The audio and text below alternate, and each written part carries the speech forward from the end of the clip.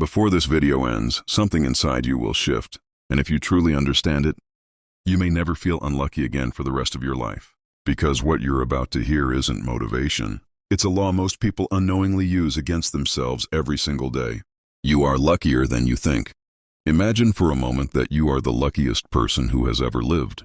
Not because of wealth, fame, or fortune, but because you know something most people never even dare to believe. That life does not happen to you. It responds to you. Every event, every opportunity, every chance encounter unfolds in harmony with what you are assuming to be true about yourself.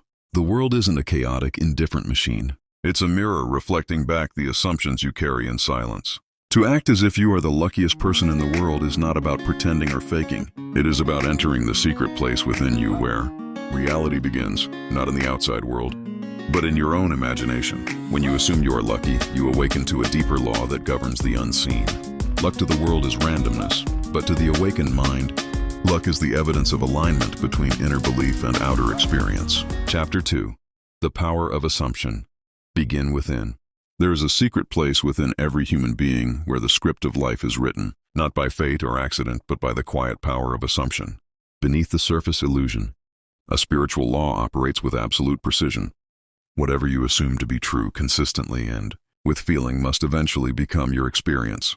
This is not philosophy or positive thinking. It is spiritual causation. Everything begins in the mind. Long before the world sees it, you must feel it. Long before your hands touch it, your spirit must hold it. You do not need proof to assume something is true.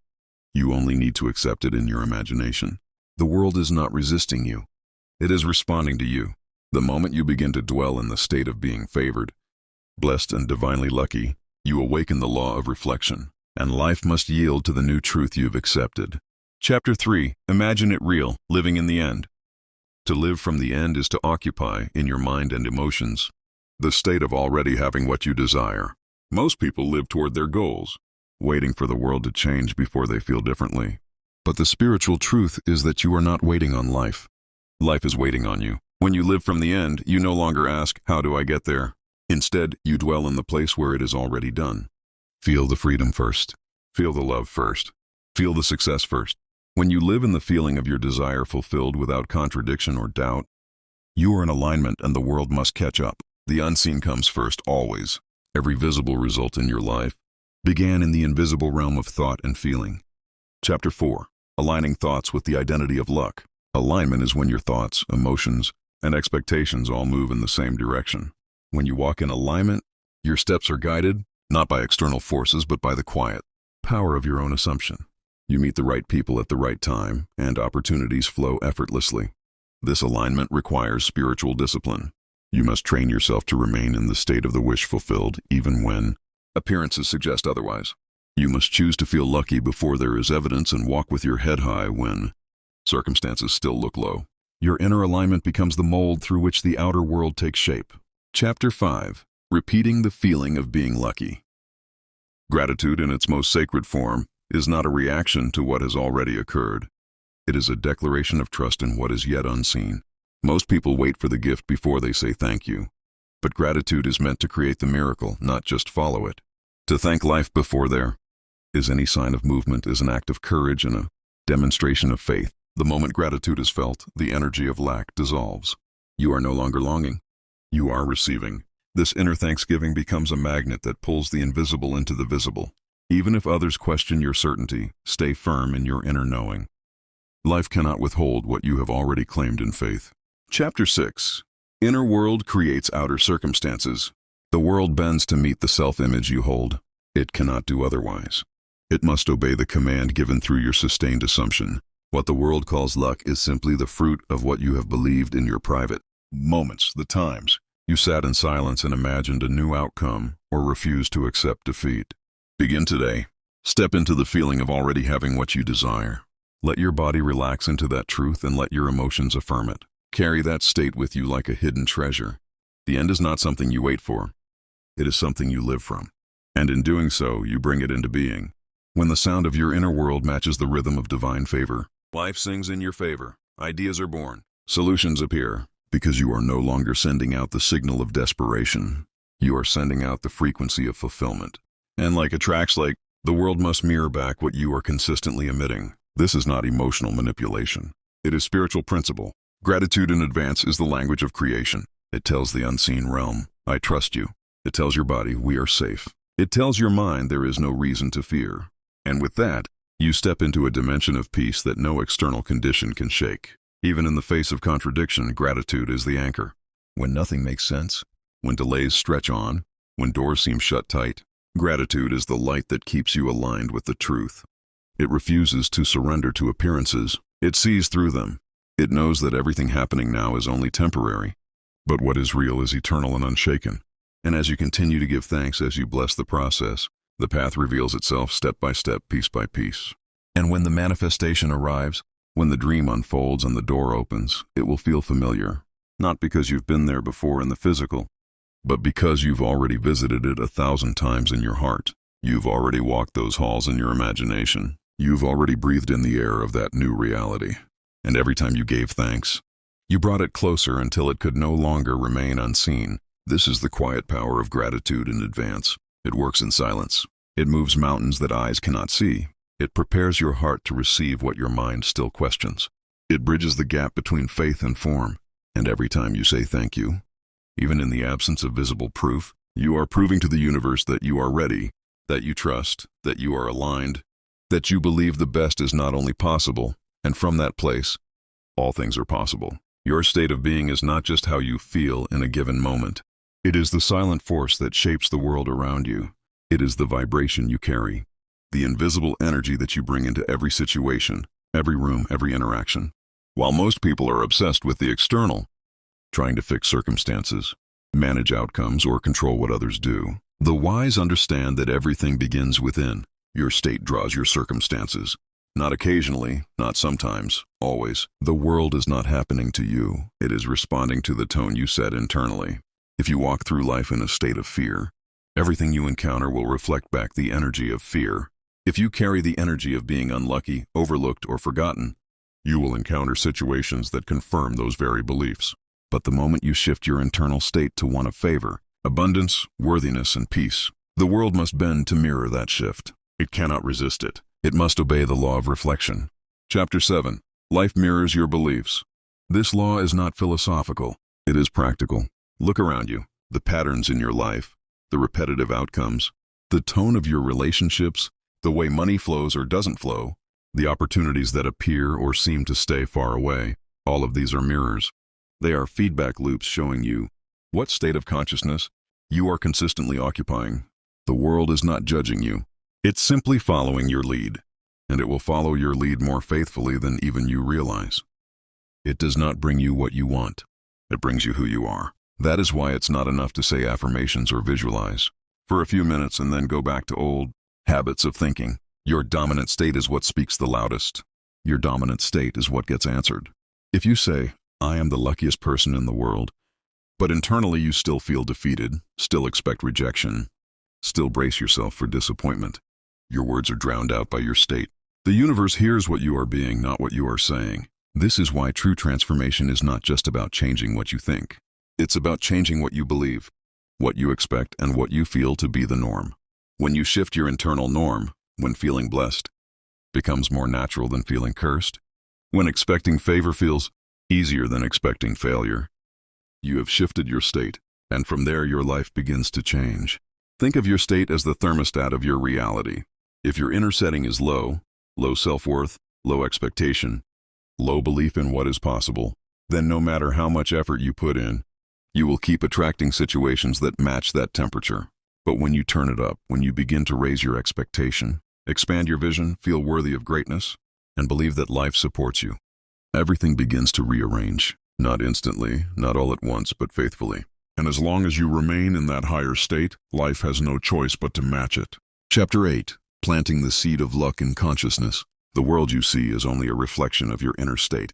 Everything around you, everything you experience is molded by the thoughts you accept as true. If you desire wealth beyond measure, do not wait for it to come. Assume it is already yours. Feel it, live it. Let the conviction of your inner world be so strong that the outer world has no choice but to rearrange itself in alignment with your assumption. Close your eyes for a moment and see yourself as the wealthiest person alive. Not just rich, but beyond rich. There is no one richer than you. Walk as if golden jewels are at your feet. Speak with the confidence of a person who knows that money is merely an extension of their being. Do not wish for it. Do not hope for it. Know it. Feel the weight of wealth in your hands, the luxury of financial freedom surrounding you. Carry yourself with the dignity of a person who commands abundance, and the world will bow to that assumption. Observe those who have great wealth. They do not chase money. Money chases them. They do not hesitate before making decisions, for they know that their fortune is limitless. They walk with certainty, knowing that all doors open for them, that opportunities present themselves effortlessly. It is not their bank accounts that create this reality, but their unwavering belief in their wealth. Chapter 9. Relax into the feeling of certainty. There is a vast difference between pretending and embodying. Pretending implies that you are acting as if something is true when, in your heart, you do not believe it. It is a surface-level performance easily disrupted by the external world. But embodying is something far deeper. It is the full acceptance of a truth that has not yet become visible. It is knowing beyond all doubt that what you assume is already real, regardless of whether your senses confirm it. When you embody a state, you do not need to prove anything to anyone. You do not need to force yourself to act a certain way. It flows naturally from within because you have made it your reality. Imagine for a moment that you are the wealthiest person in the world. How would you feel in your body? How would you walk? How would you speak? You would not move through life with hesitation. You would carry yourself with a quiet, unshakable confidence. This feeling is what must take root in you. It is not about pretending to be rich so that others will perceive you as wealthy. It is about fully assuming that wealth is your natural state, until the external world has no choice but to reflect it back to you. The truly wealthy do not spend their time worrying about money. Their wealth is in their consciousness. This is why they attract more wealth so effortlessly. Chapter 10. Attracting opportunities effortlessly. The way you carry yourself in this world is a silent declaration of who you believe yourself to be. Wealth is not something you chase. It is something you become.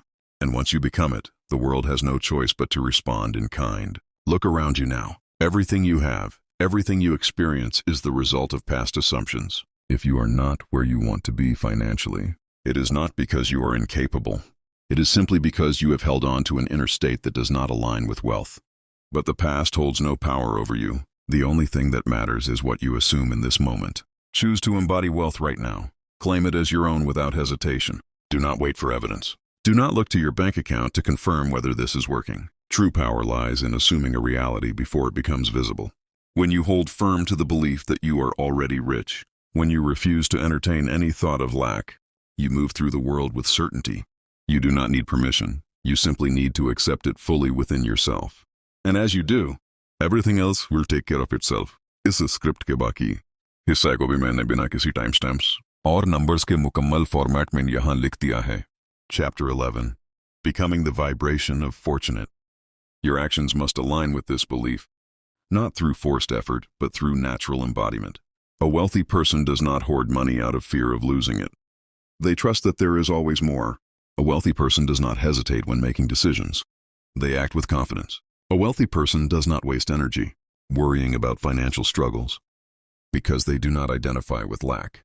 They live from the awareness that they are always provided for, that money is simply a tool that flows in and out of their life with ease. This does not mean reckless spending or irresponsible choices. Embodying wealth does not mean being wasteful or extravagant for the sake of appearances. It means understanding that money is energy, that it responds to the way you feel about it. If you fear losing it, you create a reality where money is scarce. If you believe it is abundant, it will always be there. Your job is not to control money, but to align yourself with the consciousness of abundance. When you walk through life carrying the energy of someone who is already rich, you send out a silent signal to the universe. You declare through your posture, your movements, your speech, and your decisions that you are one with wealth. And the universe, always responding to your state of being, arranges circumstances to match that declaration. You will find that the right people appear at the right time. Unexpected opportunities will open up. Resources will come to you in ways you could not have predicted. This is not coincidence. It is the direct result of embodying the state of wealth. Chapter 12. Stop reacting, start creating. People often misunderstand what it means to act as if. It is not about pretending or living beyond your means in a desperate attempt to mimic the habits of the wealthy. It is about embodying the consciousness of abundance so fully that your actions become effortless expressions of that truth. A person who truly believes they are rich does not feel the need to prove it to others. They do not seek external validation. They simply move through life with ease, making decisions from a place of abundance rather than fear. This is why wealth is a state of mind long before it becomes a physical reality. The shift does not begin in your bank account. It begins in your consciousness. You must assume the feeling of already having what you desire, not just for a moment, but as a way of being. You do not wait for wealth to come before you feel wealthy. You feel wealthy now and wealth must come. The universe does not operate on effort. It operates on alignment. If you must strain, push, or fight to manifest money, then you are still operating from a place of lack. True abundance requires no struggle. It requires trust. The wealthiest people are not the ones who work the hardest. They are the ones who understand how to align with the flow of prosperity. They move with certainty, think from abundance, and assume the reality they desire as if it were already theirs. Chapter 13. Breaking Free from the Old Self. This is the great secret. Most people live their lives waiting for evidence before they believe. But the truth is that belief creates the evidence. You do not become rich and then believe in your wealth. You believe in your wealth and then you become rich. This is not about deception. It is about assuming the reality you desire so completely that it must manifest. When you assume you are already wealthy, your entire relationship with money changes. You stop worrying about how it will come, and you simply trust that it will. You stop seeking validation through external displays because you no longer need to prove anything. You stop making choices based on fear because fear has no place in a mind that knows its own abundance. You do not need to wait for the world to show you proof. You must decide now, in this very moment, that you are already rich, that money flows to you effortlessly, and that prosperity is your natural state. This decision, this assumption, is what will transform your reality. Your current circumstances are nothing more than the result of your past assumptions. They have no power over you unless you continue to believe in them. The moment you shift your state of consciousness, the outer world must follow. Chapter 14. Embodying the new identity of being lucky. The way you see yourself is the way the world responds to you. If you carry yourself as someone who lacks, who is in need, who is always waiting for a break, then that is exactly what life will reflect back to you. You are not here to beg for scraps. You are the creator of your own experience. Poverty is not just a condition of the external world. It is first a state of mind. It is the belief that you do not have enough. But everything you desire is already yours the moment you claim it in consciousness. You must stop speaking lack into existence. Stop saying, I can't afford this, or I'm struggling. These words create your world. Instead, assume the identity of wealth. There is no power outside of you determining your financial state. The only authority in your life is the consciousness you choose to dwell in. Change the way you see yourself, and you will change everything around you. Your self-concept is the key to your experience. If you shift your perception and truly see yourself as someone who is naturally abundant, for whom success flows effortlessly, then that will become your reality. You do not attract what you want. You attract what you are. To experience prosperity, you must first become prosperous in your mind. You must think, feel, and act as though you already have everything you desire.